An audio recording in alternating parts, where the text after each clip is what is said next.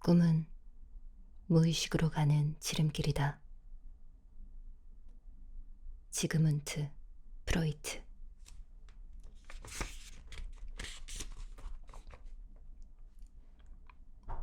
인간을 불안하게 만드는 것은 사물 그 자체가 아니라 그것을 바라보는 인간의 방식과 관념이다.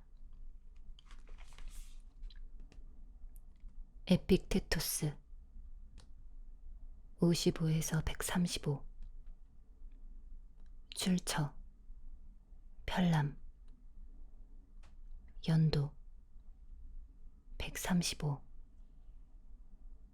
분야 치료.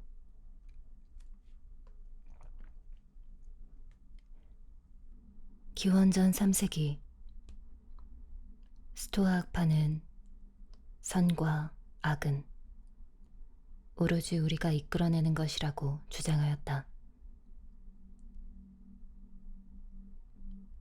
우리가 존재하는 이유는 재물을 얻어도 검약하고 화를 입어도 담대히 감내하며 덕행을 쌓을 기회를 얻기 위함인데, 이를 실천하기 위해서는 반드시 파괴적인 자기중심적 감정을 직시하고 넘어서야만 한다. 이 같은 내용은 스토아 철학자 에픽테토스의 인용문에 잘 요약되어 있으며 삶을 바라보는 유용한 관점 중 하나다.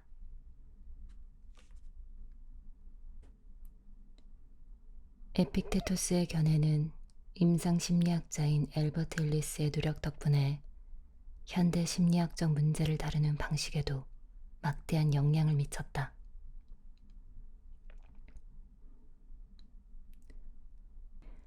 어린 시절부터 수줍음이 많았던 엘버트 앨리스는 19살 때 자신감을 얻기 위해 한 달 동안 100명의 여성에게 다가가 말을 거는 방법으로 거절에 둔감해지는 훈련을 했다.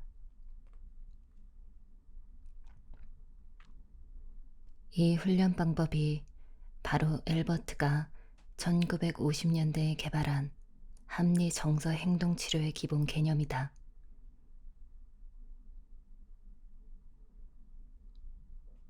알리비티는 어린 시절의 경험이나 무의식을 파고드는 정신 분석학적 접근보다는 그릇된 생각이나 믿음을 행동으로 치료하는 직접적인 접근법을 강조한다.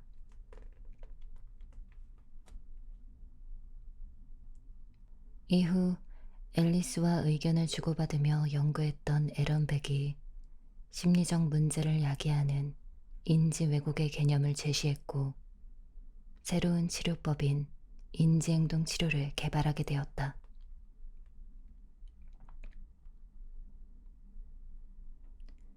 스토아 철학은 CBT의 핵심이다. CBT는 우리가 고통받는 가장 큰 원인은 주변 환경을 해석하는 방식에 있다고 주장한다. 따라서 해석하는 방식을 달리하도록 노력한다면 우리가 받는 고통도 줄일 수 있다.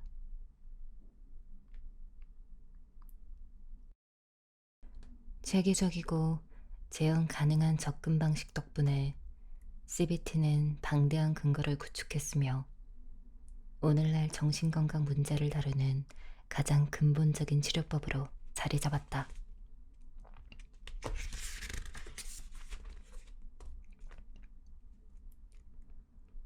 우리네 인생살이 뜻대로 되지 않으니 내일 아침에는 머리 풀고 뱃놀이나 갈 거나.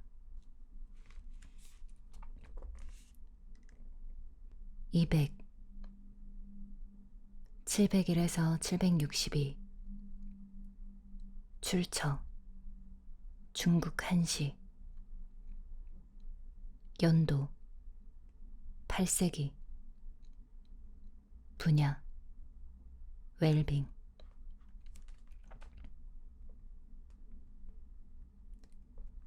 심리과학 분야는 서양의 패러다임 속에서 형성되었으나 최근에는 동양의 종교, 철학, 예술 등에서 얻을 수 있는 통찰을 통해 발달되는 추세다.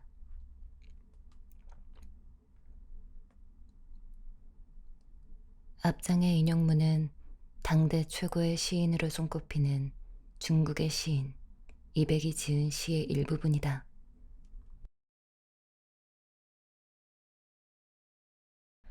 자유분방하고 열정적이었던 이백은 방랑자의 삶을 살기도 했고 긍정시인의 삶을 살기도 했다.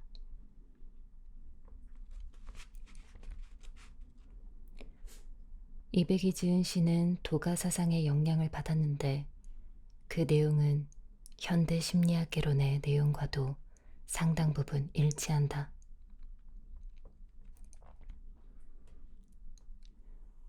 우리네 인생살이 뜻대로 되지 않으니 앞으로의 일은 알 수 없다.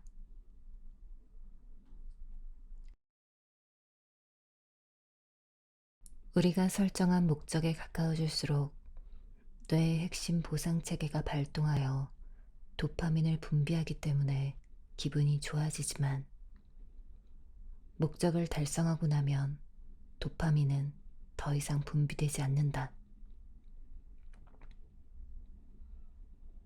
그렇게 원하던 보상을 받고 나면 그 다음은 무엇을 해야 하는가?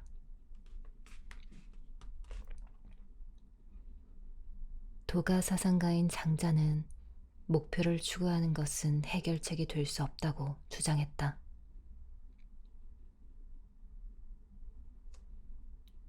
그러면서 앉아서 있다 라고 말한 제자에게 자신을 뛰어넘었다고 이야기한 공자의 이야기를 들려준다.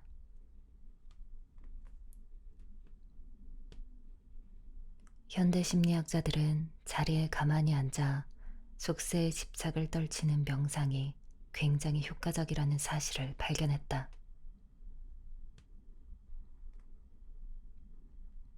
현재 우리가 안고 있는 걱정과 근심은 과연 얼마나 실질적인가? 우리가 스스로 짐을 짊어지겠다고 선택한 것은 아닌가? 장자는 이렇게 말했다. 성과 도리가 인간의 본질이 아니라고 말해도 될 것인가?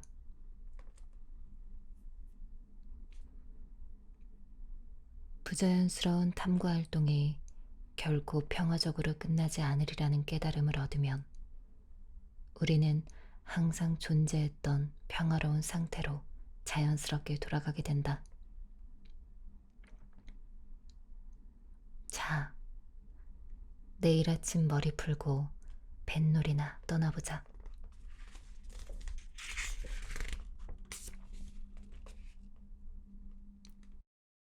이성은 열정의 노예일지니 이성의 역할은 열정을 섬기고 복종하는 것 외에는 달리 아무것도 없다. 데이비드 휴 1711에서 1776 출처 인간 본성에 관한 논고 연도 1739 분야 감정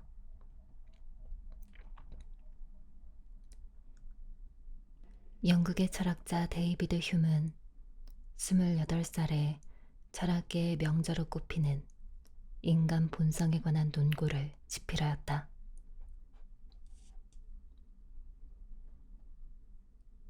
그는 자연과학적 방법론을 활용하여 욕구 및 도덕성과 같은 인간 심리를 연구하였으며 현대 인지과학자들은 휴메의 책을 인지과학의 기반이 되는 책이라고 평가한다.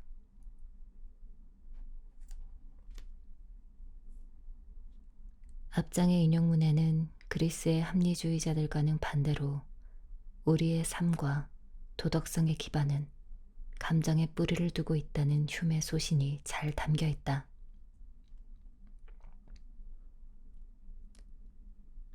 우리가 어떤 행동을 했을 때 기분이 좋다면 그것은 덕행이라는 신호이며 기분이 나쁘다면 그 반대를 의미한다는 것이다.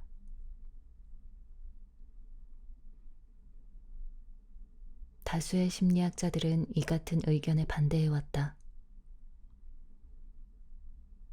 예를 들어 로런스 콜버그는 도덕성이 단계적으로 발달하면서 우리가 더욱 수준 높은 덕행을 하게 된다는 내용의 이론을 주장했다.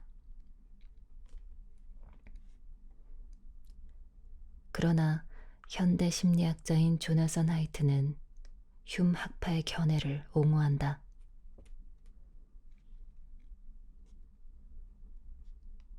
그의 연구에 따르면 사람들은 훈계를 할 때 어떤 특정 행동 때문에 폐해가 잇따를까봐 걱정스럽다는 내색을 강하게 비치는 경향이 있다. 예를 들어, 개를 죽여서는 안 된다. 왜냐하면 그것은 개의 생명을 박탈하는 행위이기 때문이다. 라는 식으로 말이다.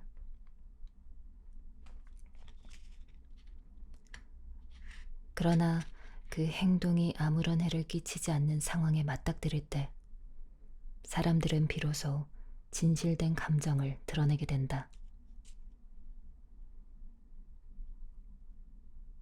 예를 들어 누군가 키우던 애완견을 잡아먹는 행동처럼 말이다. 그럼에도 그것은 잘못된 행동이다. 왜냐하면 마음속에 잘못된 일이라는 생각이 들기 때문이다. 이러한 생각이 든다는 사실을 기념할 필요까지 없겠지만 분명히 인지하고는 있어야 한다. 어떤 세상이 되어야 하는지에 관한 감각을 장악하고 있는 것이 바로 우리의 진화된 감정이기 때문이다.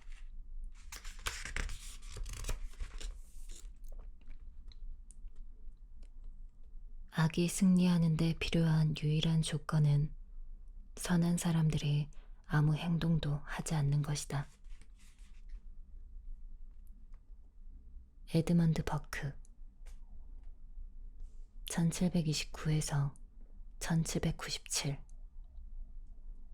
출처 미상 연도 18세기 분야 사회심리학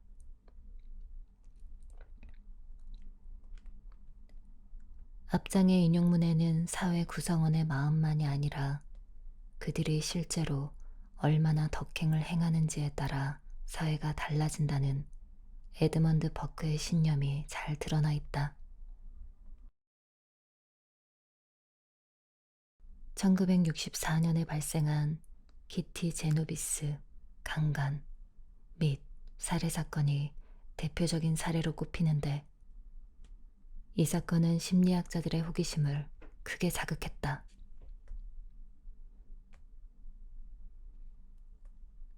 언론들은 도와달라고 외치는 피해자를 목격했으면서도 상황에 끼어들거나 경찰에 신고한 이웃이 하나도 없었던 것에 집중 보도했다. 당시 많은 사람들은 이 사건이 사람들의 무관심 때문에 벌어진 것이라고 생각했다.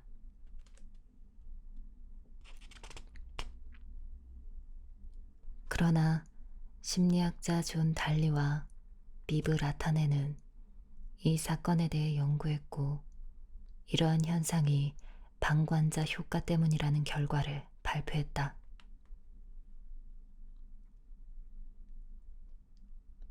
사람들은 여러 구경꾼 사이에 끼어 있을 때 피해자를 도울 가능성이 낮아진다. 남들과 함께 있을 때 우리는 나서기보다는 가만히 있어야 한다는 사회 규범에 무의식적으로 따르게 되는 것이다. 방관자 효과 실험에서는 이러한 현상을 연구하기 위해 실험자들이 있는 대기실에 연기를 주입했다. 이때 대기실에 여러 명이 함께 있을 때보다 한 사람이 있을 때 훨씬 더 빠르게 불이 났다는 사실이 외부에 알려졌다.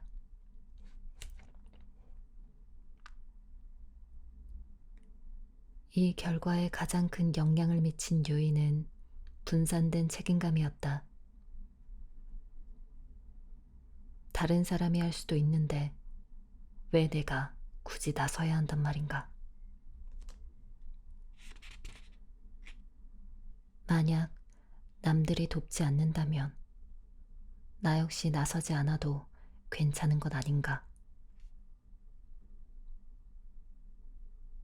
방관자 효과를 완전히 떨쳐내기는 어렵겠지만 구경꾼들이 스스로 피해자의 입장이 되어 생각한다면 방관자 효과의 영향력을 줄일 수 있을 것이다. 책임감이 강한 사람들을 보면서 용기를 낼 수도 있을 것이다.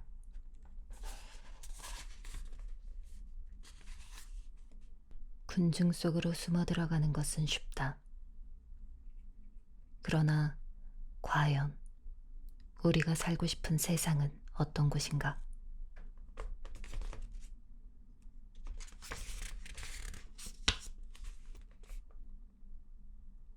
똑같은 치료제라도 평판이 나쁜 의사보다 유명한 의사에게 처방받을 때 약효가 더 뛰어나다.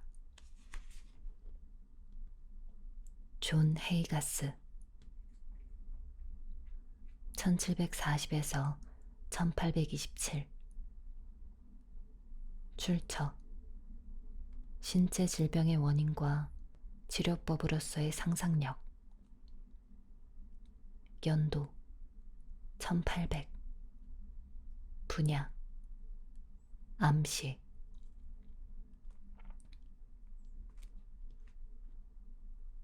영국 출신의 의사인 존 헤이가스는 백신 접종과 격리 등의 예방의학 기술을 도입하여 천연두와 발진티푸스 같은 전염병의 발병률을 낮추는 데 이바지했다.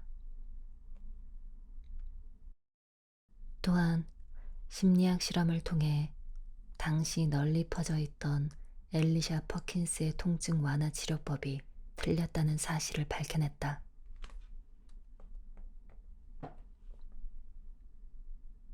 퍼킨스의 치료법을 따르는 사람들은 특수합금으로 만든 금속 칩만 있으면 온갖 질병을 치료할 수 있다고 주장했다.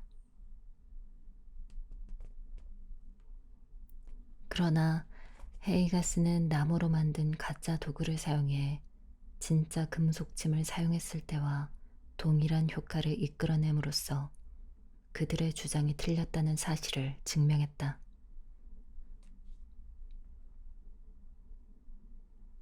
그의 연구에 따르면 통증이 완화된 것은 전적으로 환자의 기대 심리 때문이었다. 그는 논문에 그것이 어떤 도구이든 의사의 명성이든 간에 단순한 상상력이 치료에 막대한 영향력을 미친다는 것은 의심할 여지가 없는 사실이다 라고 기록했다. 헤이가스는 플라세보 효과를 발견한 것이다.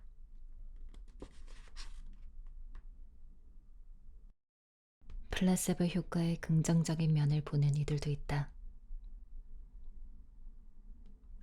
이 같은 낙관론자들은 플라세보 효과에 흥미로운 면이 있다는 사실을 강조한다.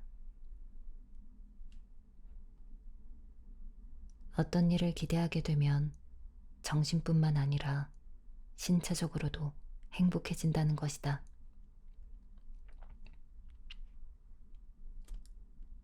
플라세보 효과를 부정하는 비관론자들은 이러한 식으로 나타나는 효과의 대부분이 별로 주목할 만한 것이 못 된다고 지적한다.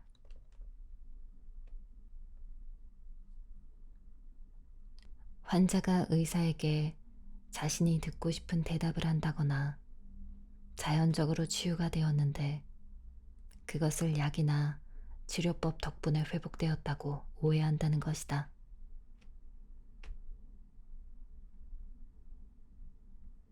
그러므로 플라세보 효과에 관한 연구가 정신적 자가 치유의 증거로 사용되어서는 안 되며, 이러한 증거는 더욱 심도 있게 진행된 연구를 통해 도출되어야 한다. 플라세보 효과는 온갖 의학 연구를 아주 복잡하게 만들었다는 것이다. 그로 인해 인간 요소까지 설명해야 되었기 때문이다.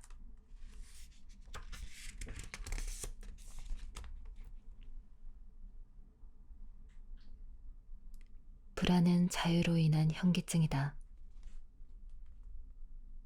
쉐렌, 기르케고르 1813에서 1855.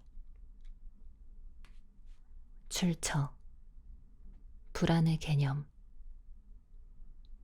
연도 1844. 분야 실존주의.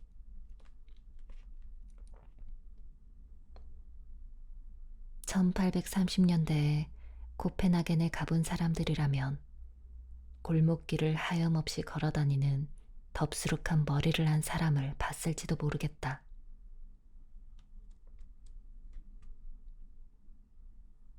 그는 바로 훗날 실존주의 철학의 아버지라 불리는 쇠렌 키르케고르다.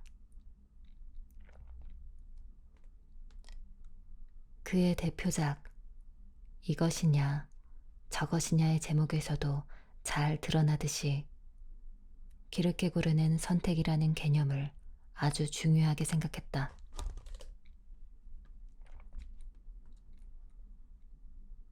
인간은 선택이라는 축복을 받았다.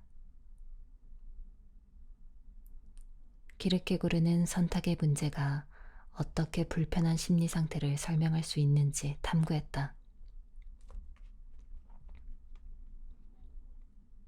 이것이냐 저것이냐는 한 사람이 벼랑 끝에서 뛰어내려 죽을 것인지 말 것인지 고민하는 장면으로 시작한다.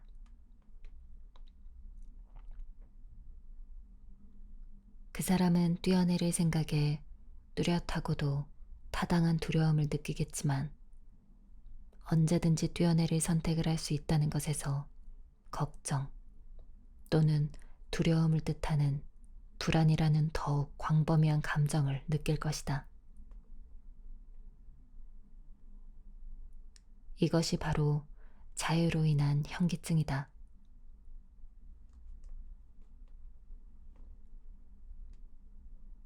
현대의 정신과 의사라면 불안을 실존주의적 차원에서 다루지 않을 수도 있지만, 그래도 거미나 바늘처럼 특정 대상을 두려워하는 병적 공포증과 우리가 실존하기 때문에 이전에 맞닥뜨렸거나 앞으로 맞닥뜨리게 될 어려움이 위주가 되는 일반적인 불안의 차이를 구분한 키르케고르의 주장에는 동의할 것이다.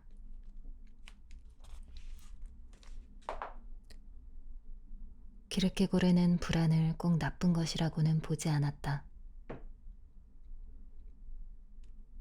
불안은 우리로 하여금 안일주의에 빠지지 않도록 하며 세상을 움직이는 힘이 되어야 한다고 상기시키는 역할을 하기 때문이다. 불안이 전혀 존재하지 않는 삶은 가능성이 없는 삶이 될 것이다.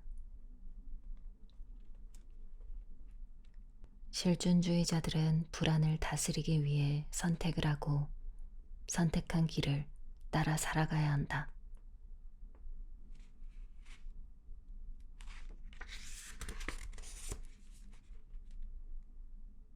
나는 새가 아니에요. 덫에 유혹되지 않는다고요. 나는 내 의지가 있는 자유로운 인간이에요. 샬럿 브론테 1816에서 1855. 출처 제인 에어. 연도 1847. 분야 문학.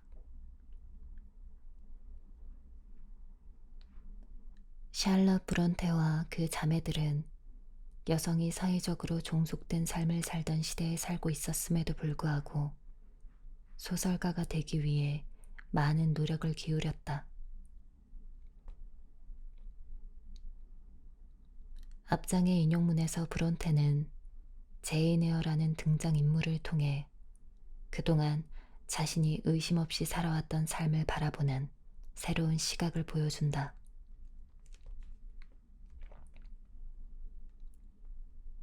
심리학자들은 자기결정 이론이라는 개념을 바탕으로 이와 같은 현상을 연구해왔다.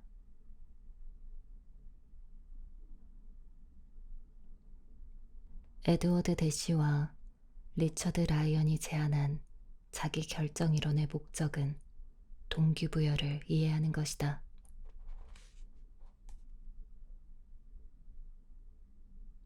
우리가 이 세상에 건설적으로 참여하게 되고 행동하게 되는 것은 행동이 그 자체로 목적이 될 때, 그리고 내재적 동기를 경험하게 될 때다.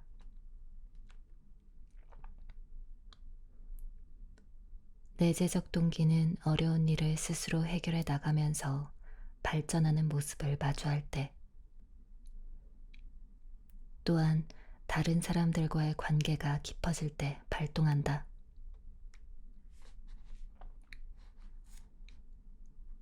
무엇보다 스스로의 행동을 선택할 수 있을 때 내재적 동기가 발동하게 된다. 우리는 유혹의 덫을 피하고 자신을 더욱 소중히 여기며 사람들과 유대 관계를 더욱 돈독히 할 것을 선택한다. 많은 사람이 자원봉사를 매우 보람된 일이라고 생각하는 것은 바로 이 내재된 동기 때문이다. 외부적 요인만으로는 충분하지 않으며 심지어 역효과를 낳기도 한다. 예를 들어 어떤 과제를 완수하는 조건으로 돈을 지급하겠다고 하면 사람들은 본질적으로 동기부여를 덜 받게 된다. 과제를 계속해서 이행할지 선택할 때 자유롭게 선택하기 힘들어지므로 그 과제는 목적 그 자체가 아니라 목적을 위한 수단이 되는 것이다. 물론 노동에 대한 정당한 대가를 받아서는 안 된다는 것은 아니다. 다만 완벽한 숙달과 관계, 자유야말로 지속적으로 인간에게 동기를 부여할 수 있다는 것이다.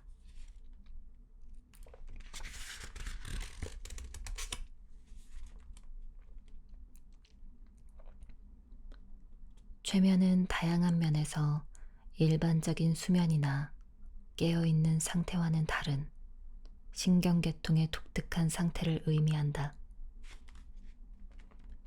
제임스 브레이드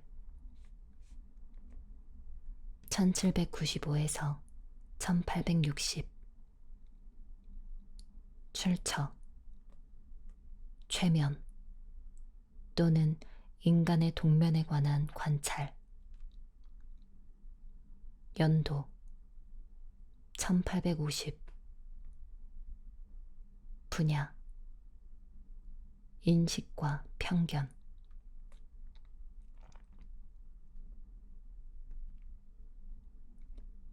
제임스 브레이드는 스코틀랜드의 외과 의사로 여러 질병의 치료법 개발에 기여했다.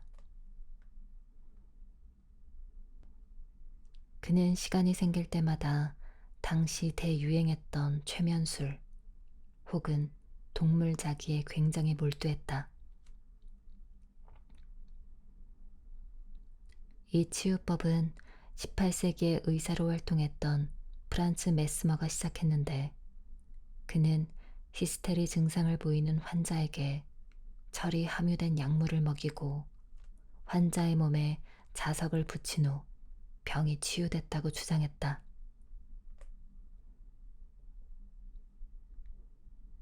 훗날 메스머는 자신이 눈에 보이지 않는 자연력인 생명자기를 전달하는 동인이며 환자를 치료할 수 있다고 믿게 되었다. 브레이드는 이와 관련된 회의적인 기사들을 읽고 난 후 직접 맨체스터에서 열리는 최면술 시연회에 참석하였다. 최면 상태를 직접 목격하게 된 브레이드는 최면에 걸리기 위해 과연 외부의 힘이 정말로 필요한지 궁금증이 생겼다. 그는 스스로 최면에 빠지는 실험을 시작한 끝에 눈을 가늘게 뜨고 시선을 위쪽과 안쪽으로 움직이며 정신을 집중하면 최면에 빠질 수 있다는 사실을 알아냈다.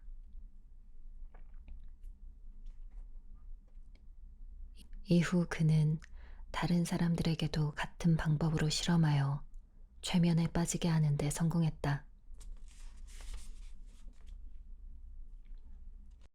브레이드는 이 실험을 통해 최면이 실제로 존재하기는 하지만 최면에 빠지는데 자기력이 필요하지 않음을 밝혀냄으로써 메스머의 주장이 틀렸음을 만천하에 드러냈다.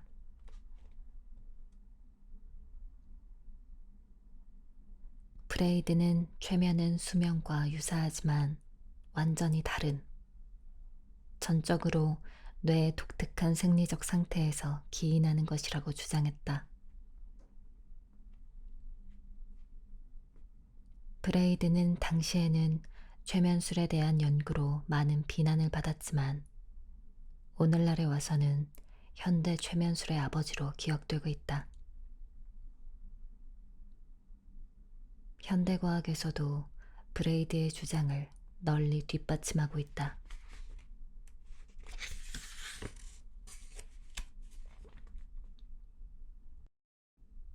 집중이 무엇인지 모르는 사람은 없다. 윌리엄 제임스 1842에서 1910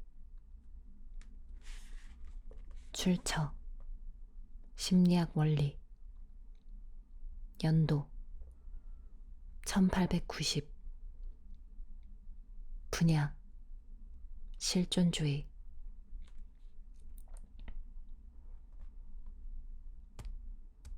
미국의 심리학자이자 철학자인 윌리엄 제임스는 유명한 소설가인 헨리 제임스의 형으로 지적 능력이 뛰어난 집안에서 태어났다.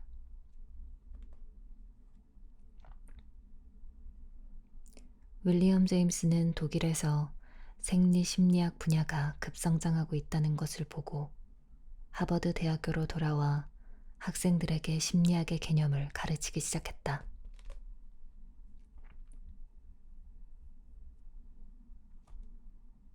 제임스는 N-아밀 나이트레이드, 페요테 같은 향정신성 약품을 활용하여 개인적으로 실험을 이어가며 꾸준히 감정, 습관, 자유의지, 종교적 경험 등의 본질에 대해 연구했다.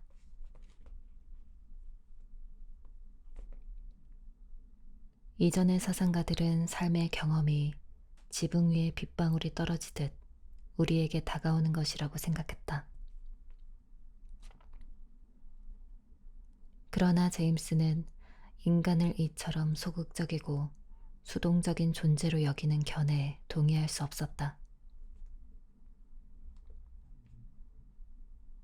그는 인간의 정신에는 목적과 주체성이 존재한다고 확신했으며 인간을 단지 경험을 흡수하기만 하는 존재로 바라보는 것은 현실과도 맞지 않다고 생각했다. 예를 들어 마음을 사로잡는 대화 중에는 떠들썩한 파티의 소음이 아무런 방해가 되지 못한다. 제임스는 내가 집중하기로 동의한 것만 나의 경험이 된다. 오로지 내가 인지한 것들이 내 정신을 형성한다. 선택적 관심이 결여된 경험은 혼란에 불과하다라고 말했다. 그의 주장에 따르면 의식적으로 다중 작업을 한다는 것은 불가능한 일이다. 우리는 기껏해야 관심의 대상을 이것에서 저것으로 바꾸는 것뿐이며 이것은 하나에만 집중하는 것보다 비효율적인 일이다. 제임스는 미국 심령연구협회를 창립하였고 진리란 궁극적으로 실질적인 효과가 있어야 하는 것이라고 주장하며 실용주의 발전에 기여했다. 그는 현실이란 결코 안정적으로 유지되거나 객관적으로 판단할 수 없는 것으로 인간은 이러저러한 관심사에 집중함으로써 각각의 현실을 만드는 것이라고 믿었다.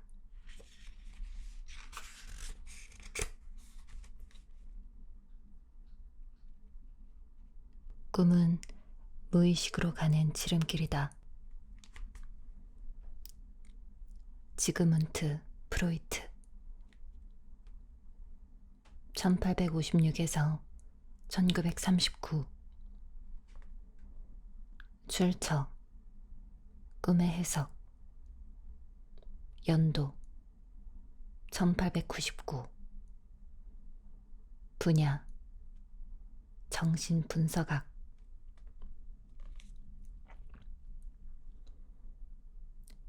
사상가이자 정신과 의사였던 지그문트 프로이트는 정신분석으로 세상에 혁명을 일으켰다.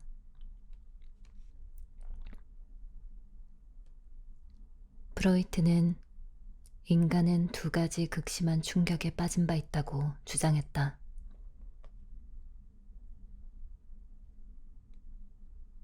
코페르니쿠스는 지구가 우주의 중심이라는 이론을 뒤집었고 다윈은 특별하게 창조되어 동물계의 정점에 자리 잡고 있다고 믿었던 인간이란 존재를 끌어내렸다. 프로이트는 인간은 자기 정신세계의 주인이 아니다 라는 주장으로 세상을 세 번째 충격에 빠뜨릴 것이라고 장담했다.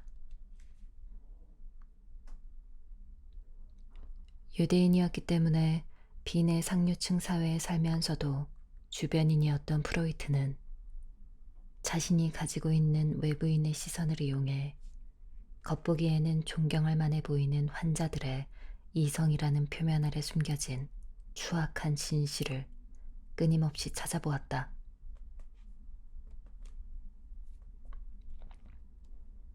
프로이트는 환자들에게 어떤 단어를 던져주고는 그저 생각나는 대로 말해보라는 식의 자유연상 기법을 개발하기 전에는 최면수를 활용하기도 했다. 그가 활용한 접근법 가운데 가장 핵심적인 방법은 꿈 분석이었다. 프로이트는 무의식이 분명히 표현되어야 하는데도 이를 있는 그대로 드러내는 것은 금기시되어 있으므로 꿈 분석이야말로 무의식에 접근할 수 있는 방법이라고 믿었다.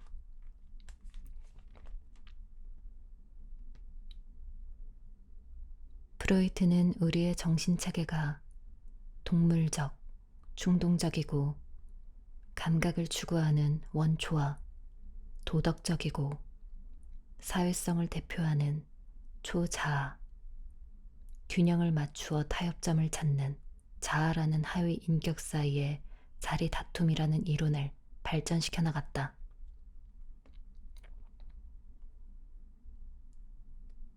그는 인간이 삶을 산다기보다 통제할 수 없는 미지의 힘에 의해 사라지고 있는 것이라고 믿었다.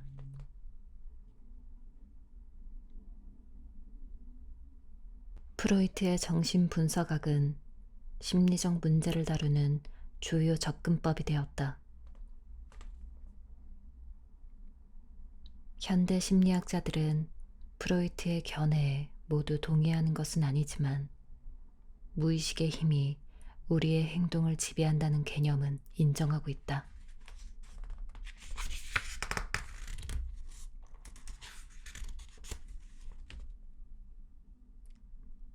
이 아이는 평생 아무것도 해내지 못할 것이다.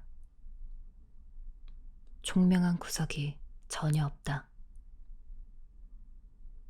나는 이러한 경솔한 발언을 너무 자주 들었다.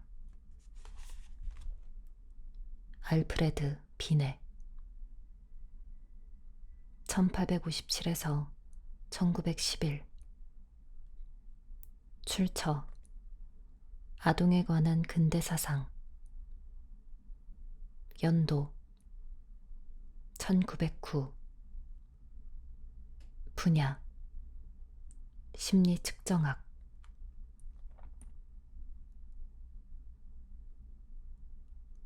프랑스 심리학자 알프레드 비네는 최초의 실용 가능한 지능 검사인 비네 시몬 검사법을 고안했다.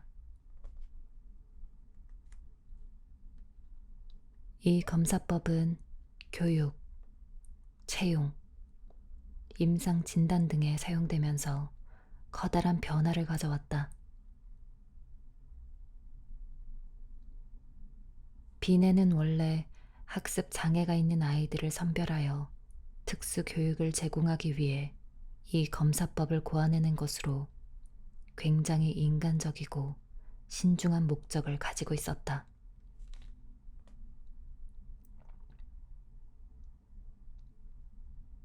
비네와 테오도르 시몽은 단순히 반복적인 문장에서부터 이웃집에 이상한 손님들이 찾아오고 있다. 의사, 변호사, 목사가 차례로 방문했다. 무슨 일이 일어나고 있는가와 같은 귀추적 추론이 필요한 문장에 이르기까지 다양한 문장으로 구성된 문항에 대한 아이들의 반응을 살펴보고 정신 연령을 예측할 수 있는 검사법을 개발했다.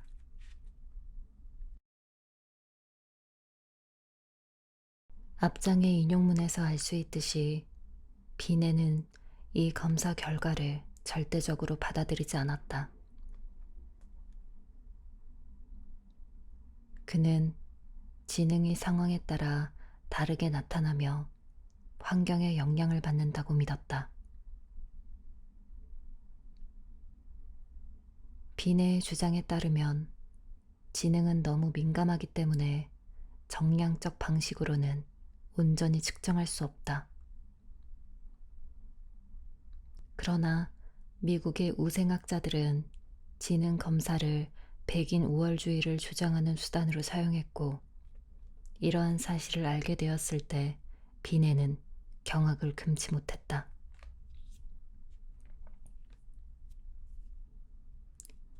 최신 연구를 보면 일반적으로 지능에는 유전적 요소가 강하게 작용하지만 생활 환경 또한 개인의 지적 능력에 영향을 미친다는 결과를 내놓으며 비네와 의견을 같이 한다.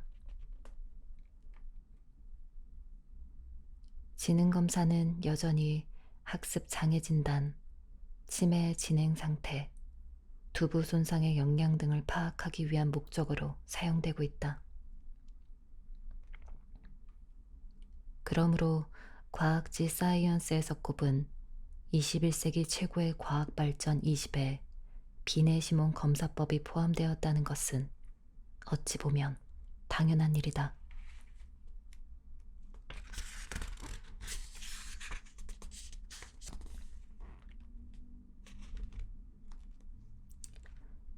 그는 고독하며 형언할 수 없을 만큼 불행하다. 마치 무엇인가가 그를 부서뜨리는 듯한 느낌이다. 에밀 크레펠린 1856에서 1926 출처 조울증과 편집증 연도 1921 분야 정신의학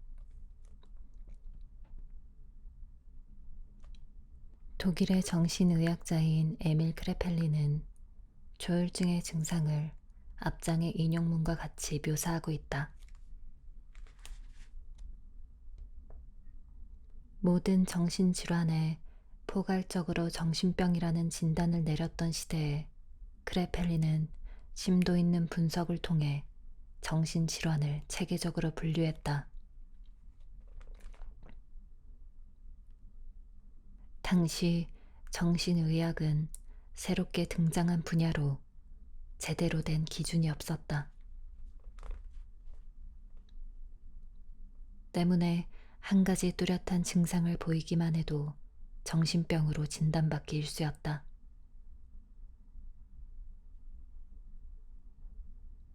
이러한 진단 방식은 확연히 다른 반응과 행동 양상을 보이는 환자들을 똑같이 취급하게 만들었다.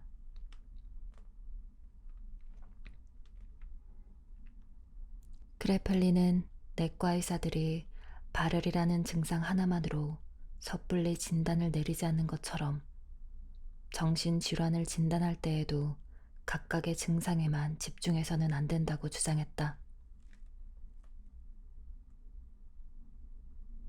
그보다는 동시에 나타나는 일련의 증상과 그 전개 과정인 증후군에 집중해야 한다는 의견이었다.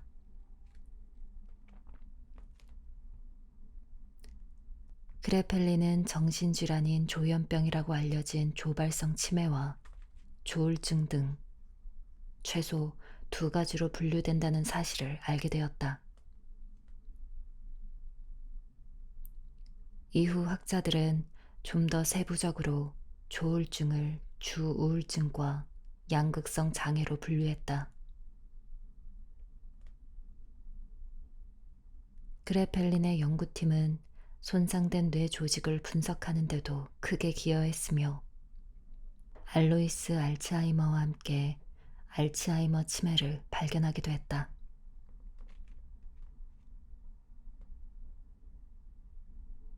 그레펠린은 범죄자들의 재범률이 높은 이유는 뇌 조직의 변질에 있다고 생각했다. 우생학자였던 크레펠린은 이를 유전자 풀의 약화 때문이라고 생각하며 안타까워했다. 그는 정신 이상을 처벌해야 할 범죄가 아니라 치료할 수 있는 질환으로 생각했기 때문에 당시 정신병원의 열악한 환경에 반대했다.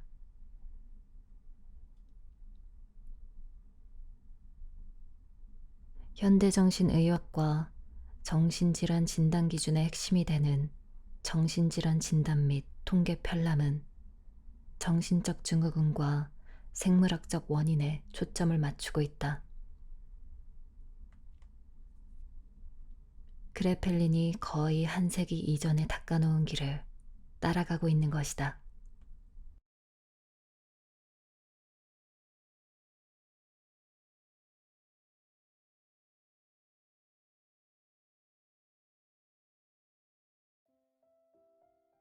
꿈은 무의식으로 가는 지름길이다.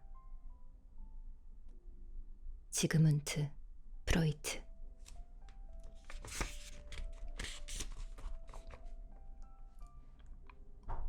인간을 불안하게 만드는 것은 사물 그 자체가 아니라 그것을 바라보는 인간의 방식과 관념이다. 에픽테토스 55에서 135. 출처 편람 연도 135. 분야 치료.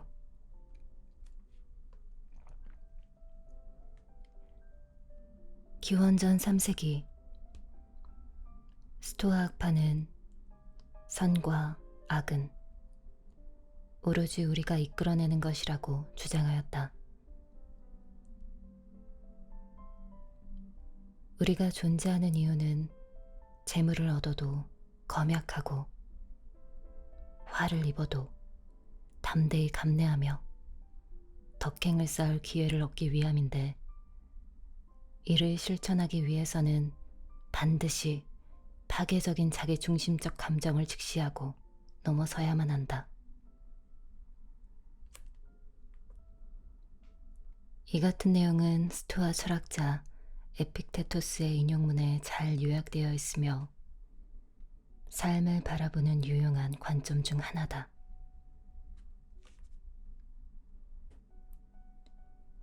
에픽테토스의 견해는 임상 심리학자인 엘버트 일리스의 노력 덕분에 현대 심리학적 문제를 다루는 방식에도 막대한 영향을 미쳤다.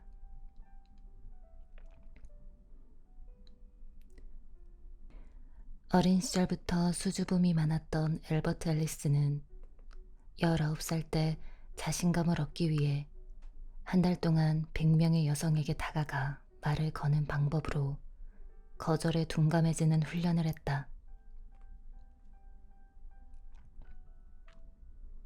이 훈련 방법이 바로 엘버트가 1950년대에 개발한 합리 정서 행동 치료의 기본 개념이다.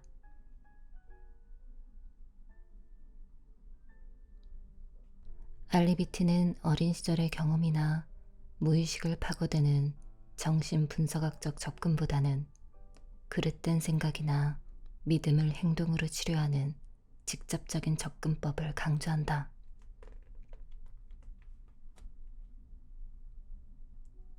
이후 앨리스와 의견을 주고받으며 연구했던 에런 백이 심리적 문제를 야기하는 인지 왜곡의 개념을 제시했고 새로운 치료법인 인지행동 치료를 개발하게 되었다.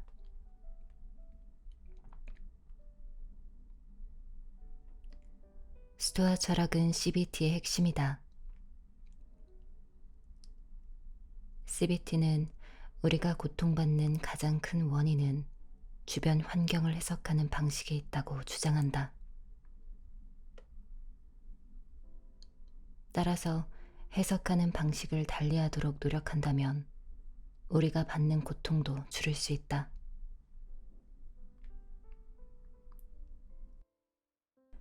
체계적이고 재현 가능한 접근 방식 덕분에 CBT는 방대한 근거를 구축했으며 오늘날 정신건강 문제를 다루는 가장 근본적인 치료법으로 자리 잡았다.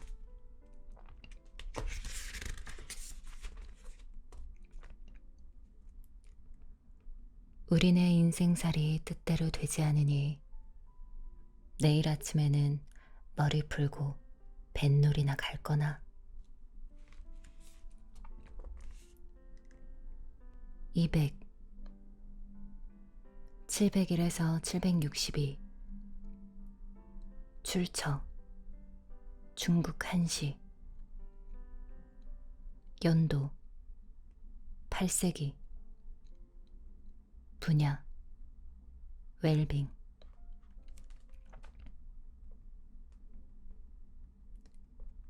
심리과학 분야는 서양의 패러다임 속에서 형성되었으나 최근에는 동양의 종교, 철학, 예술 등에서 얻을 수 있는 통찰을 통해 발달되는 추세다.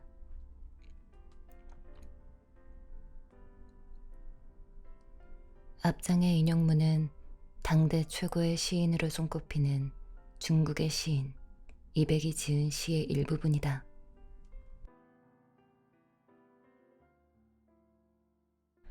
자유분방하고 열정적이었던 이백은 방랑자의 삶을 살기도 했고 긍정시인의 삶을 살기도 했다.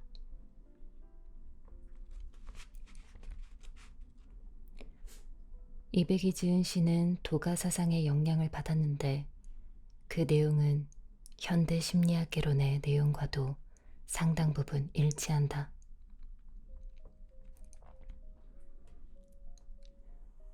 우리네 인생살이 뜻대로 되지 않으니 앞으로의 일은 알 수 없다.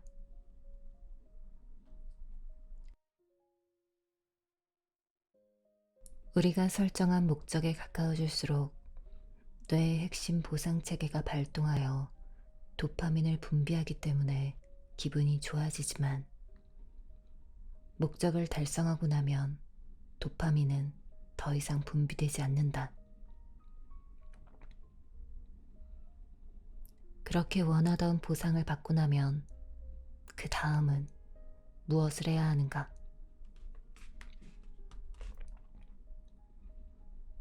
도가 사상가인 장자는 목표를 추구하는 것은 해결책이 될 수 없다고 주장했다.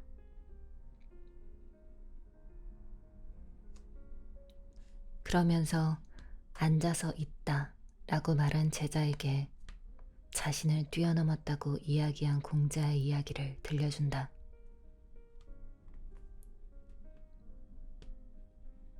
현대 심리학자들은 자리에 가만히 앉아 속세의 집착을 떨치는 명상이 굉장히 효과적이라는 사실을 발견했다.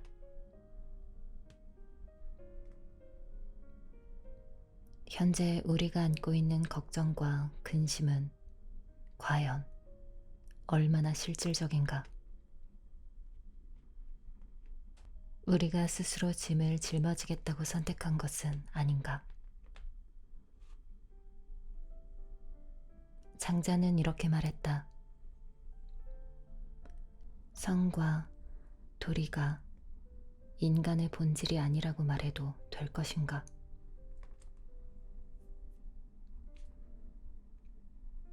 부자연스러운 탐구 활동이 결코 평화적으로 끝나지 않으리라는 깨달음을 얻으면 우리는 항상 존재했던 평화로운 상태로 자연스럽게 돌아가게 된다. 자, 내일 아침 머리 풀고 뱃놀이나 떠나보자.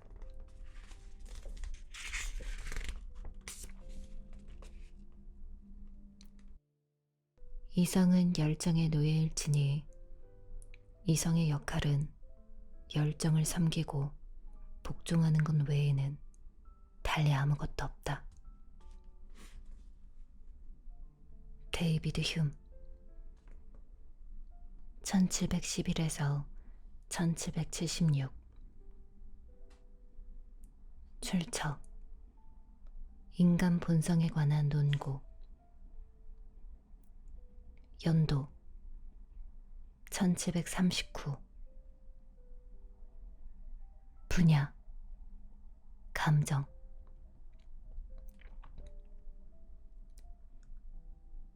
영국의 철학자 데이비드 휴은 28살에 철학계의 명저로 꼽히는 인간 본성에 관한 논고를 집필하였다.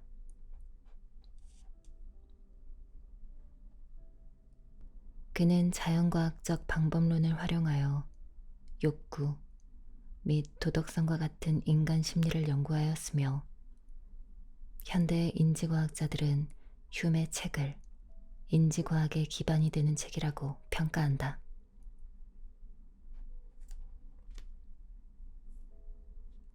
앞장의 인용문에는 그리스의 합리주의자들과는 반대로 우리의 삶과 도덕성의 기반은 감정에 뿌리를 두고 있다는 휴메의 소신이 잘 담겨 있다.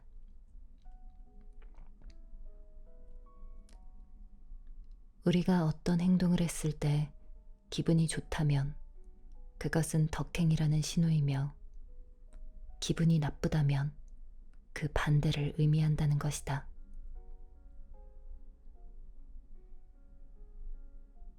다수의 심리학자들은 이 같은 의견에 반대해왔다.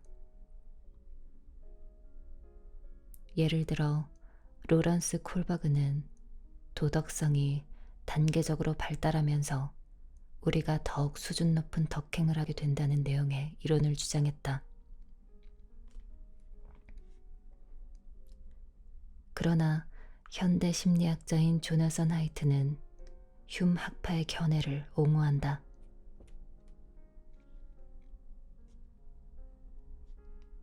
그의 연구에 따르면 사람들은 훈계를 할 때 어떤 특정 행동 때문에 폐해가 잇따를까봐 걱정스럽다는 내색을 강하게 비치는 경향이 있다. 예를 들어 개를 죽여서는 안 된다. 왜냐하면 그것은 개의 생명을 박탈하는 행위이기 때문이다. 라는 식으로 말이다.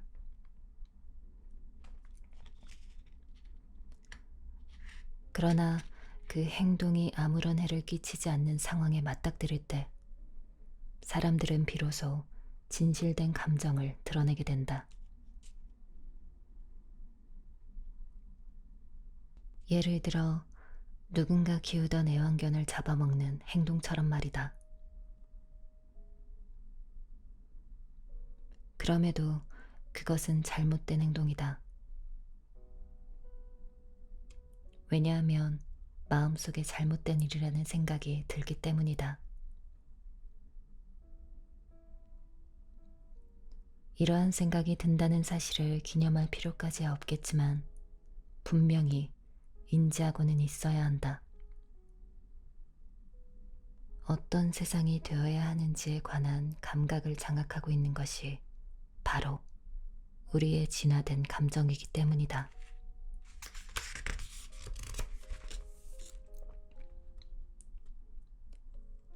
악이 승리하는 데 필요한 유일한 조건은 선한 사람들이 아무 행동도 하지 않는 것이다. 에드먼드 버크 1729에서 1797 출처 미상 연도 18세기 분야 사회심리학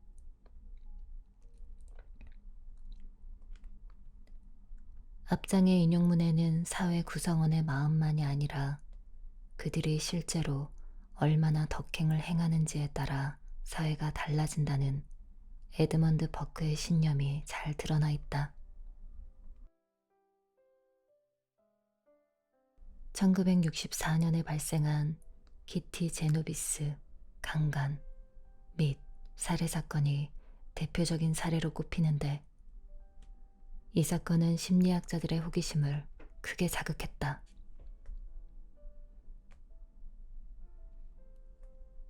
언론들은 도와달라고 외치는 피해자를 목격했으면서도 상황에 끼어들거나 경찰에 신고한 이웃이 하나도 없었던 것에 집중 보도했다.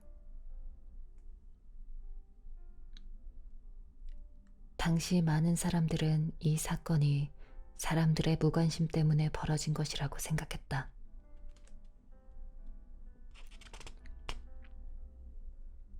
그러나 심리학자 존 달리와 비브 라타네는 이 사건에 대해 연구했고 이러한 현상이 방관자 효과 때문이라는 결과를 발표했다.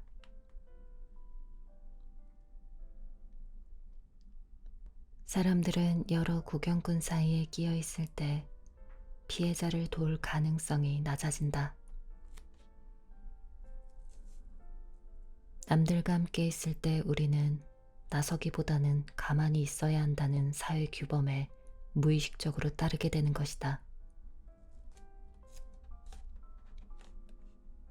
방관자 효과 실험에서는 이러한 현상을 연구하기 위해 실험자들이 있는 대기실에 연기를 주입했다. 이때 대기실에 여러 명이 함께 있을 때보다 한 사람이 있을 때 훨씬 더 빠르게 불이 났다는 사실이 외부에 알려졌다.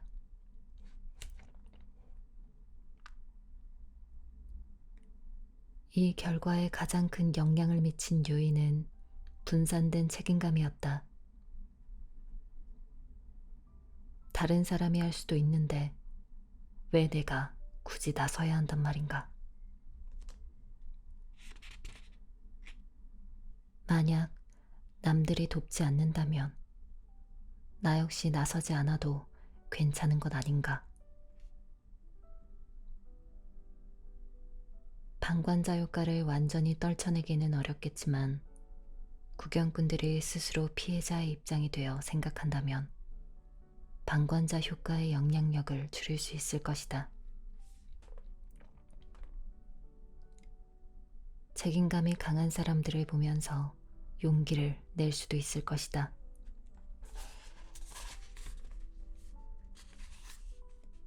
군중 속으로 숨어 들어가는 것은 쉽다. 그러나 과연 우리가 살고 싶은 세상은 어떤 곳인가?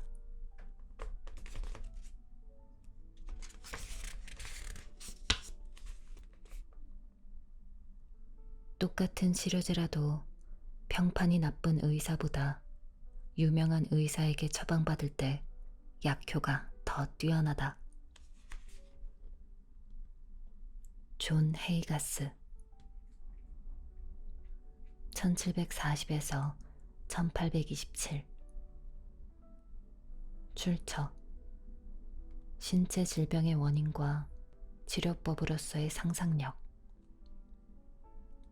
연도 1800 분야 암시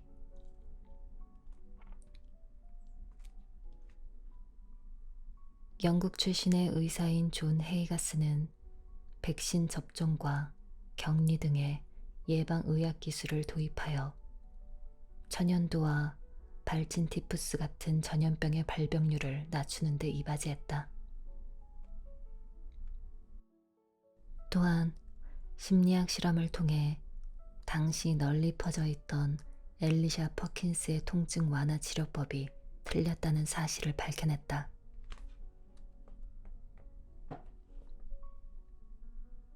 퍼킨스의 치료법을 따르는 사람들은 특수합금으로 만든 금속 칩만 있으면 온갖 질병을 치료할 수 있다고 주장했다. 그러나 헤이가스는 나무로 만든 가짜 도구를 사용해 진짜 금속침을 사용했을 때와 동일한 효과를 이끌어냄으로써 그들의 주장이 틀렸다는 사실을 증명했다.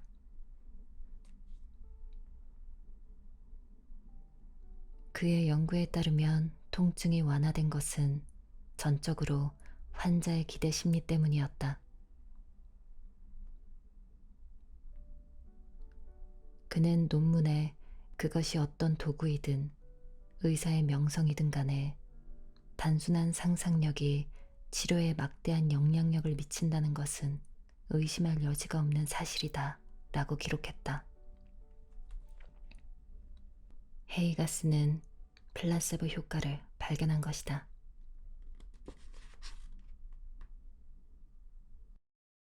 플라세보 효과의 긍정적인 면을 보는 이들도 있다.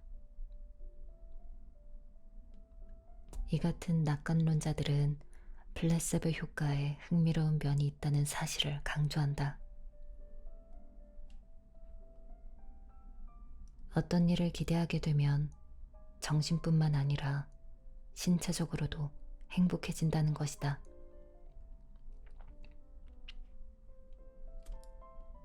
플라세보 효과를 부정하는 비관론자들은 이러한 식으로 나타나는 효과의 대부분이 별로 주목할 만한 것이 못 된다고 지적한다.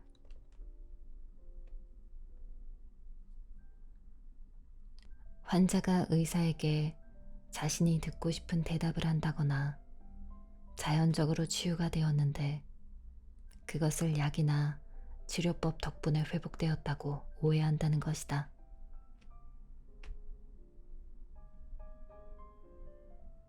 그러므로 플라세보 효과에 관한 연구가 정신적 자가치유의 증거로 사용되어서는 안 되며 이러한 증거는 더욱 심도 있게 진행된 연구를 통해 도출되어야 한다. 플라세보 효과는 온갖 의학 연구를 아주 복잡하게 만들었다는 것이다. 그로 인해 인간 요소까지 설명해야 되었기 때문이다.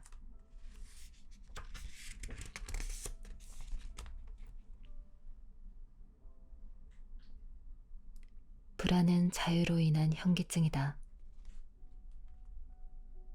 쉐렌, 기르케고르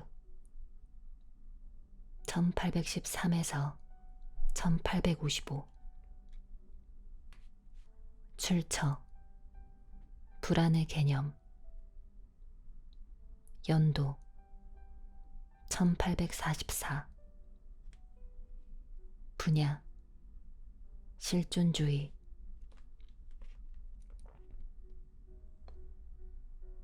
1830년대에 코펜하겐에 가본 사람들이라면 골목길을 하염없이 걸어다니는 덥수룩한 머리를 한 사람을 봤을지도 모르겠다.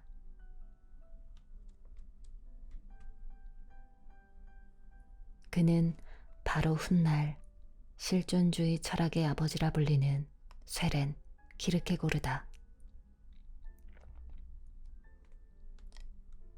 그의 대표작 이것이냐 저것이냐의 제목에서도 잘 드러나듯이 키르케고르는 선택이라는 개념을 아주 중요하게 생각했다.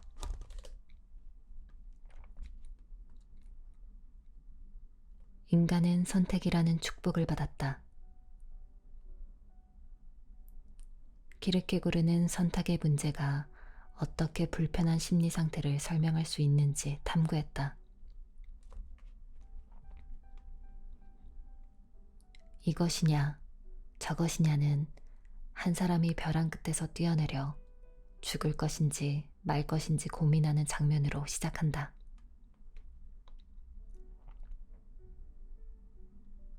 그 사람은 뛰어내릴 생각에 뚜렷하고도 타당한 두려움을 느끼겠지만 언제든지 뛰어내릴 선택을 할 수 있다는 것에서 걱정 또는 두려움을 뜻하는 불안이라는 더욱 광범위한 감정을 느낄 것이다. 이것이 바로 자유로 인한 현기증이다.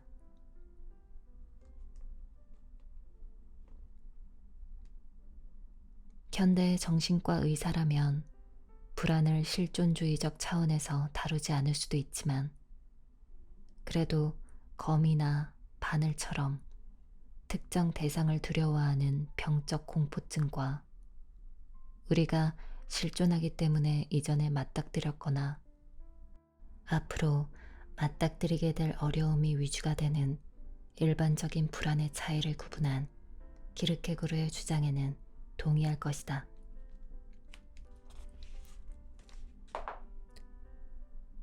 키르케고르는 불안을 꼭 나쁜 것이라고는 보지 않았다. 불안은 우리로 하여금 안일주의에 빠지지 않도록 하며 세상을 움직이는 힘이 되어야 한다고 상기시키는 역할을 하기 때문이다. 불안이 전혀 존재하지 않는 삶은 가능성이 없는 삶이 될 것이다. 실존주의자들은 불안을 다스리기 위해 선택을 하고 선택한 길을 따라 살아가야 한다.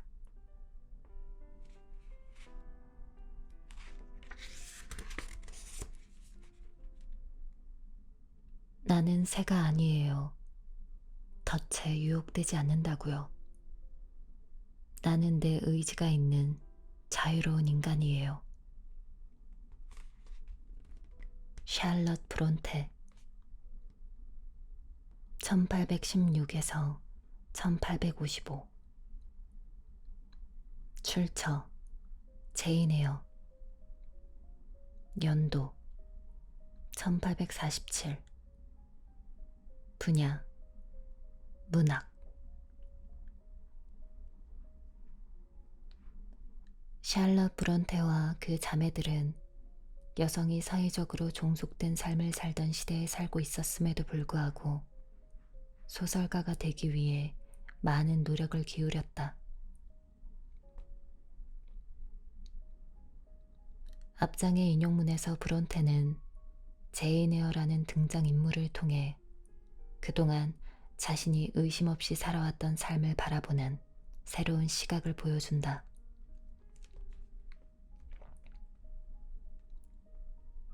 심리학자들은 자기결정 이론이라는 개념을 바탕으로 이와 같은 현상을 연구해왔다.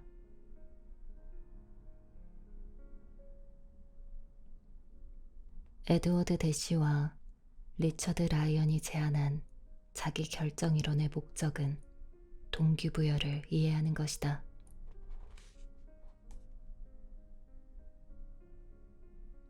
우리가 이 세상에 건설적으로 참여하게 되고 행동하게 되는 것은 행동이 그 자체로 목적이 될 때, 그리고 내재적 동기를 경험하게 될 때다.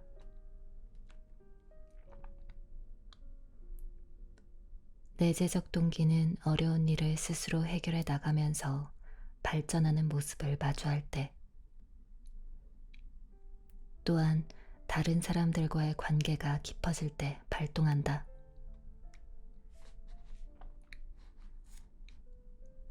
무엇보다 스스로의 행동을 선택할 수 있을 때 내재적 동기가 발동하게 된다. 우리는 유혹의 덫을 피하고 자신을 더욱 소중히 여기며 사람들과 유대 관계를 더욱 돈독히 할 것을 선택한다. 많은 사람이 자원봉사를 매우 보람된 일이라고 생각하는 것은 바로 이 내재된 동기 때문이다. 외부적 요인만으로는 충분하지 않으며 심지어 역효과를 낳기도 한다.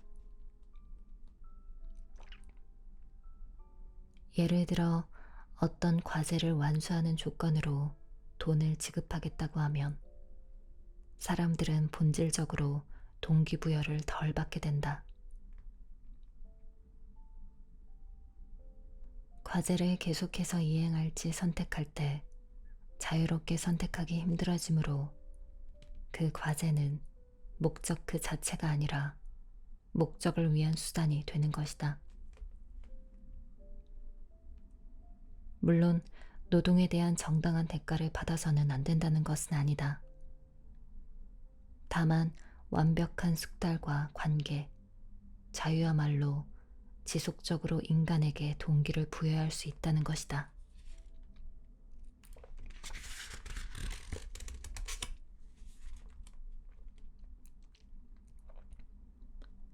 최면은 다양한 면에서 일반적인 수면이나 깨어있는 상태와는 다른 신경계통의 독특한 상태를 의미한다. 제임스 브레이드 1795에서 1860 출처 최면 또는 인간의 동면에 관한 관찰 연도 1850 분야 인식과 편견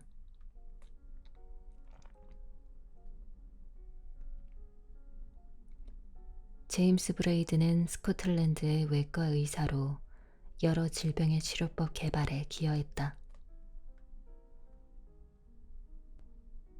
그는 시간이 생길 때마다 당시 대유행했던 최면술 혹은 동물자기에 굉장히 몰두했다.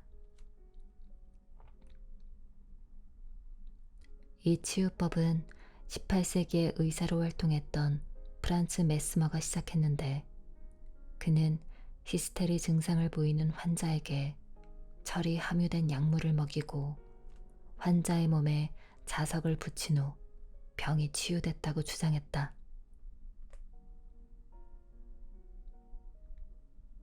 훗날 메스머는 자신이 눈에 보이지 않는 자연력인 생명자기를 전달하는 동인이며 환자를 치료할 수 있다고 믿게 되었다.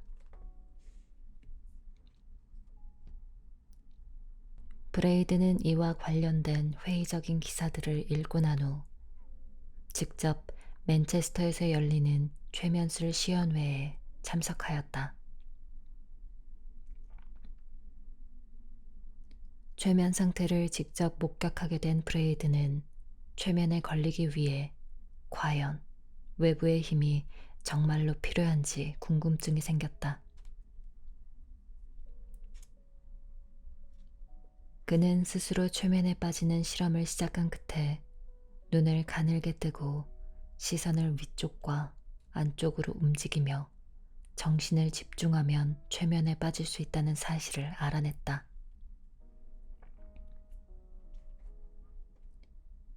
이후 그는 다른 사람들에게도 같은 방법으로 실험하여 최면에 빠지게 하는 데 성공했다. 브레이드는 이 실험을 통해 최면이 실제로 존재하기는 하지만 최면에 빠지는데 자기력이 필요하지 않음을 밝혀냄으로써 메스머의 주장이 틀렸음을 만천하에 드러냈다.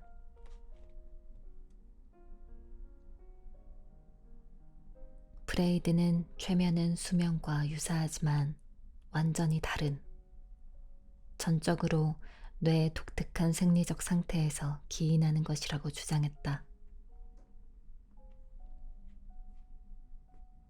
프레이드는 당시에는 최면술에 대한 연구로 많은 비난을 받았지만 오늘날에 와서는 현대 최면술의 아버지로 기억되고 있다.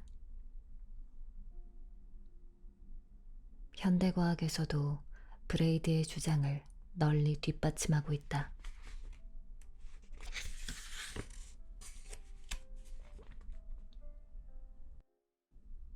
집중이 무엇인지 모르는 사람은 없다.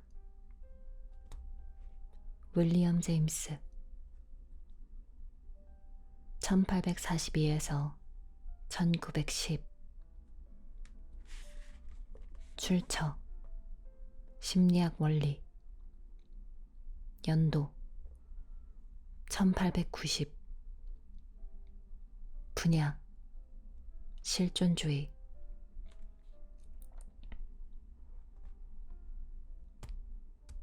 미국의 심리학자이자 철학자인 윌리엄 제임스는 유명한 소설가인 헨리 제임스의 형으로 지적 능력이 뛰어난 집안에서 태어났다.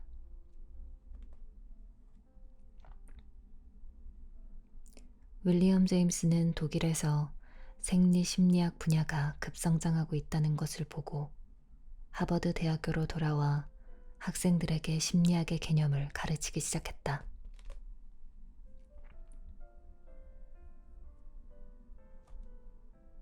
제임스는 N-아밀 나이트레이드, 페요테 같은 향정신성 약품을 활용하여 개인적으로 실험을 이어가며 꾸준히 감정, 습관, 자유의지, 종교적 경험 등의 본질에 대해 연구했다.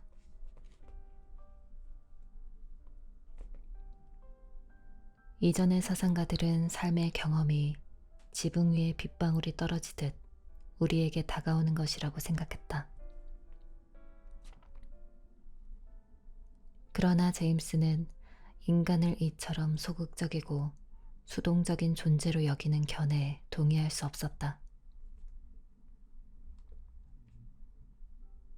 그는 인간의 정신에는 목적과 주체성이 존재한다고 확신했으며 인간을 단지 경험을 흡수하기만 하는 존재로 바라보는 것은 현실과도 맞지 않다고 생각했다.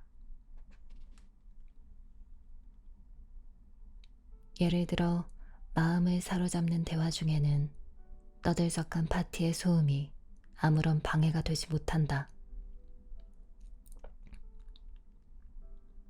제임스는 내가 집중하기로 동의한 것만 나의 경험이 된다. 오로지 내가 인지한 것들이 내 정신을 형성한다. 선택적 관심이 결여된 경험은 혼란에 불과하다 라고 말했다. 그의 주장에 따르면 의식적으로 다중 작업을 한다는 것은 불가능한 일이다. 우리는 기껏해야 관심의 대상을 이것에서 저것으로 바꾸는 것뿐이며 이것은 하나에만 집중하는 것보다 비효율적인 일이다. 제임스는 미국 심령연구협회를 창립하였고 진리란 궁극적으로 실질적인 효과가 있어야 하는 것이라고 주장하며 실용주의 발전에 기여했다. 그는 현실이란 결코 안정적으로 유지되거나 객관적으로 판단할 수 없는 것으로 인간은 이러저러한 관심사에 집중함으로써 각각의 현실을 만드는 것이라고 믿었다.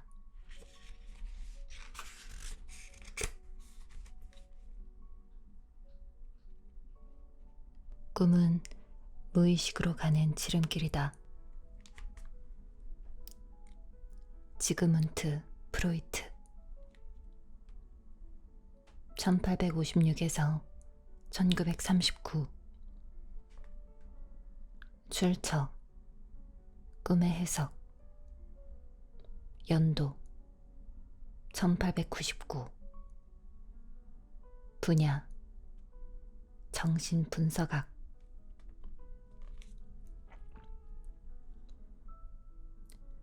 사상가이자 정신과 의사였던 지그문트 프로이트는 정신분석으로 세상에 혁명을 일으켰다.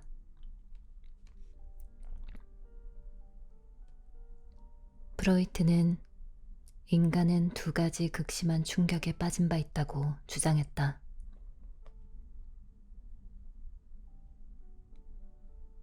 코페르니쿠스는 지구가 우주의 중심이라는 이론을 뒤집었고, 다윈은 특별하게 창조되어 동물계의 정점에 자리 잡고 있다고 믿었던 인간이란 존재를 끌어내렸다. 프로이트는 인간은 자기 정신세계의 주인이 아니다 라는 주장으로 세상을 세 번째 충격에 빠뜨릴 것이라고 장담했다. 유대인이었기 때문에 빈의 상류층 사회에 살면서도 주변인이었던 프로이트는 자신이 가지고 있는 외부인의 시선을 이용해 겉보기에는 존경할 만해 보이는 환자들의 이성이라는 표면 아래 숨겨진 추악한 진실을 끊임없이 찾아보았다.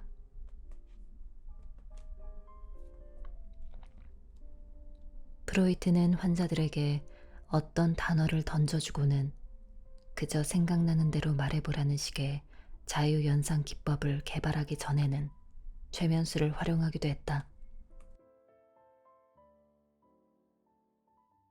그가 활용한 접근법 가운데 가장 핵심적인 방법은 꿈 분석이었다. 프로이트는 무의식이 분명히 표현되어야 하는데도 이를 있는 그대로 드러내는 것은 금기시되어 있으므로 꿈 분석이야말로 무의식에 접근할 수 있는 방법이라고 믿었다.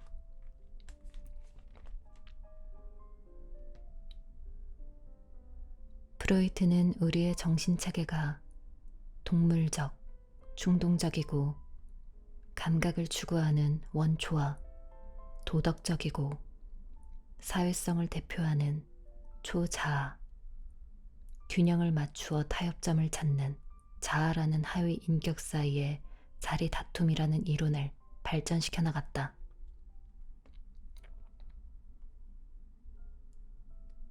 그는 인간이 삶을 산다기보다 통제할 수 없는 미지의 힘에 의해 사라지고 있는 것이라고 믿었다.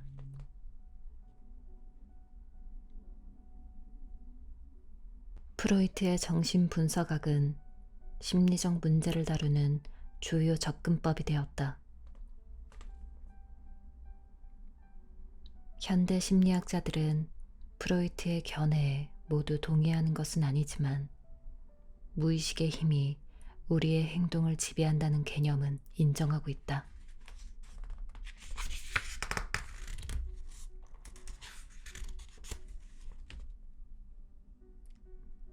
이 아이는 평생 아무것도 해내지 못할 것이다. 총명한 구석이 전혀 없다. 나는 이러한 경솔한 발언을 너무 자주 들었다. 알프레드 비네 1857에서 1911 출처 아동에 관한 근대사상 연도 1909 분야 심리측정학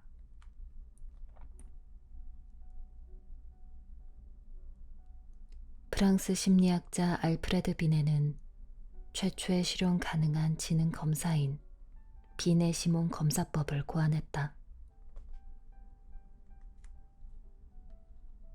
이 검사법은 교육, 채용, 임상 진단 등에 사용되면서 커다란 변화를 가져왔다.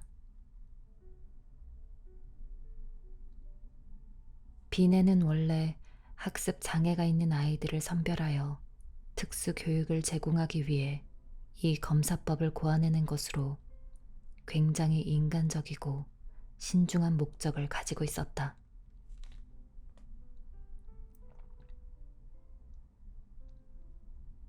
비네와 테오도르 시몽은 단순히 반복적인 문장에서부터 이웃집에 이상한 손님들이 찾아오고 있다. 의사, 변호사, 목사가 차례로 방문했다. 무슨 일이 일어나고 있는가와 같은 귀추적 추론이 필요한 문장에 이르기까지 다양한 문장으로 구성된 문항에 대한 아이들의 반응을 살펴보고 정신 연령을 예측할 수 있는 검사법을 개발했다.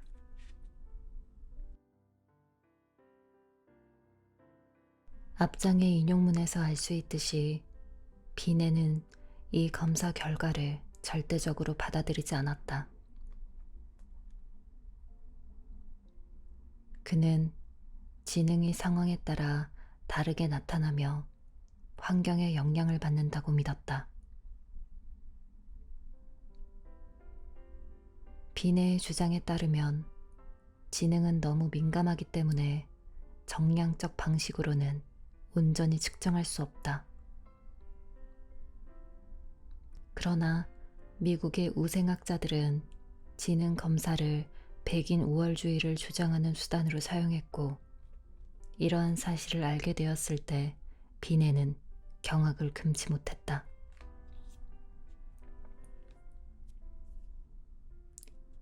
최신 연구를 보면 일반적으로 지능에는 유전적 요소가 강하게 작용하지만 생활 환경 또한 개인의 지적 능력에 영향을 미친다는 결과를 내놓으며 비네와 의견을 같이 한다.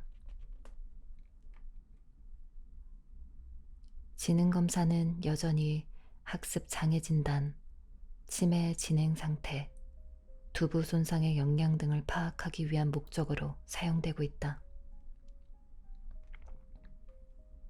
그러므로 과학지 사이언스에서 꼽은 21세기 최고의 과학 발전 20에 비네 시몬 검사법이 포함되었다는 것은 어찌 보면 당연한 일이다.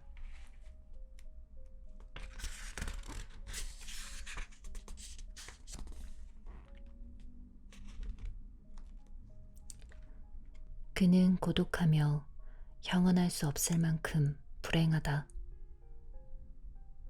마치 무엇인가가 그를 부서뜨리는 듯한 느낌이다. 에밀 크레펠린 1856에서 1926 출처 조울증과 편집증 연도 1921 분야 정신의학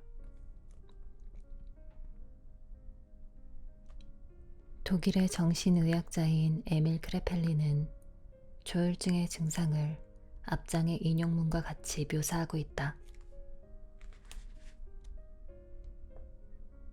모든 정신질환에 포괄적으로 정신병이라는 진단을 내렸던 시대에 크레펠린은 심도 있는 분석을 통해 정신질환을 체계적으로 분류했다. 당시 정신의학은 새롭게 등장한 분야로 제대로 된 기준이 없었다.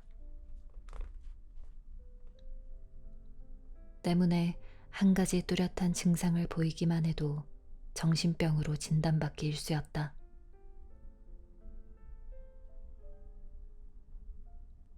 이러한 진단 방식은 확연히 다른 반응과 행동 양상을 보이는 환자들을 똑같이 취급하게 만들었다.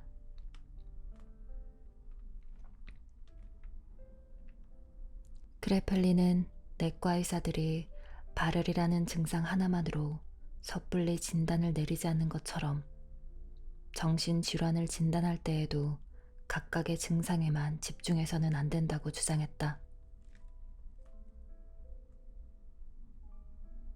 그보다는 동시에 나타나는 일련의 증상과 그 전개 과정인 증후군에 집중해야 한다는 의견이었다.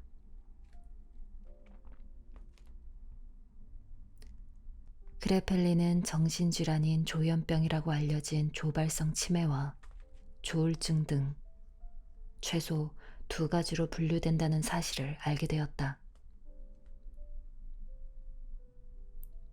이후 학자들은 좀 더 세부적으로 조울증을 주우울증과 양극성 장애로 분류했다. 그레펠린의 연구팀은 손상된 뇌 조직을 분석하는 데도 크게 기여했으며 알로이스 알츠하이머와 함께 알츠하이머 치매를 발견하기도 했다.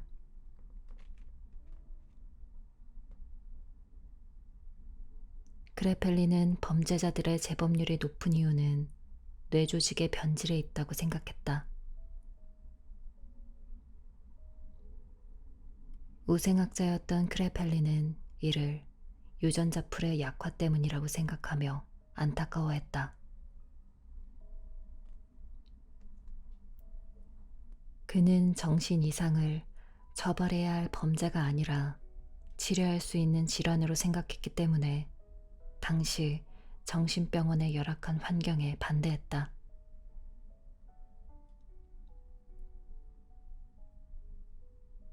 현대정신의학과 정신질환 진단 기준의 핵심이 되는 정신질환 진단 및 통계 편람은 정신적 증후군과 생물학적 원인에 초점을 맞추고 있다.